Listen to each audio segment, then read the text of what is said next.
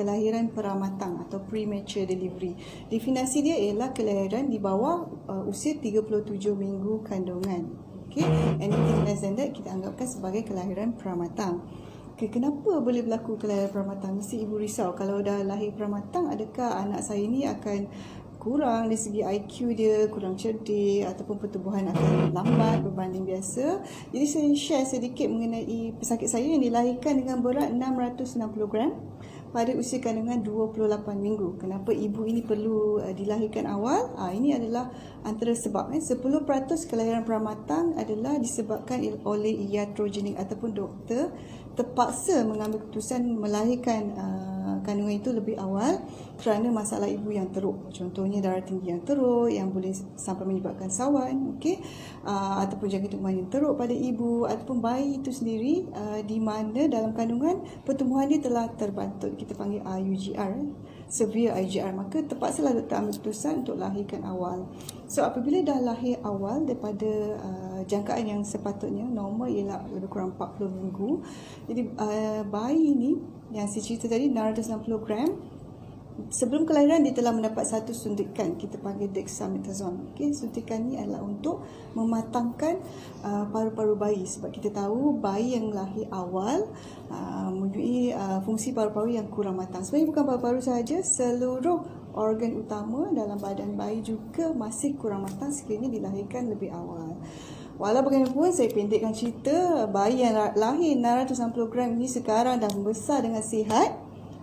UPSR pun dapat 6A. Bermaksud kelahiran walaupun peramatang, dia masih lagi boleh membesar seperti kanak-kanak biasa tanpa ada masalah dari segi IQ ataupun pembesaran. Sekiranya daripada awal kelahiran telah dipantau sebaiknya oleh pakar kanak-kanak.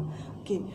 Antara sebab lain yang punca kenapa boleh berlaku kelahiran awal, contohnya cara hidup.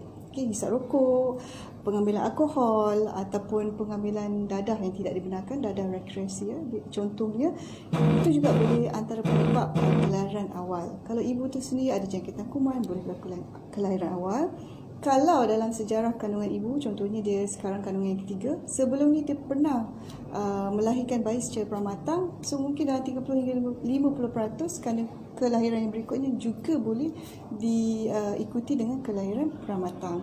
Ibu yang mempunyai masalah rahim yang mungkin kurang normal sedikit, contohnya ada tumbuhan fibroid di dalam rahim juga boleh menyebabkan kelahiran peramatang. Ibu yang pernah menjalani sebarang prosedur pembedahan pada pangkal rahim menyebabkan pangkal rahim itu lemah juga boleh mendapat risiko kelahiran peramatang.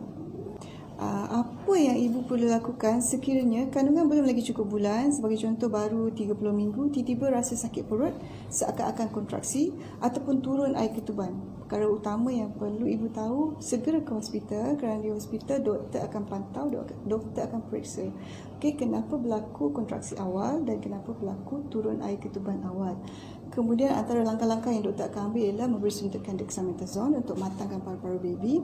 Ada segelintir ibu yang mungkin akan menerima antibiotik sebagai rawatan kepada jangkitan kuman. Ada yang akan menerima ubat yang kita panggil tokolitik. Tokolitik agent untuk menghentikan kontraksi yang berlaku pada rahim ibu untuk menghalang kelahiran awal. Dan ada juga yang akan menerima ubat yang kita panggil Maxaf. Maxaf ini ada medicine sulfate, adalah ubat untuk protect otak bayi. Bayi yang lahir kurang dari 32 minggu, lazimnya kami akan berikan ibu ubat ni supaya boleh protect otak bayi daripada komplikasi kelahiran peramatang.